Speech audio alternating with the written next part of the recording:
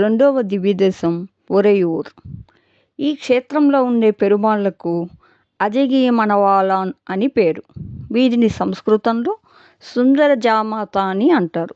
అంటే అందమైన అల్లుడు అన్నమాట. అమ్మవారు పేరు వాసలక్ష్మి.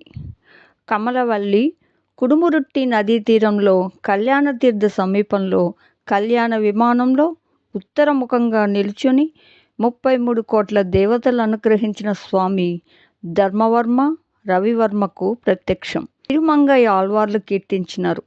ఇక్కడ పెరుమాళ్ళు ప్రయోగ చక్రంతో ఉంటారు. ఈ క్షేత్రాన్ని కోజి అని, నాచియార్ కోయిల్ అని, నిచులాపురం అని కూడా పిలుస్తూ ఉంటారు.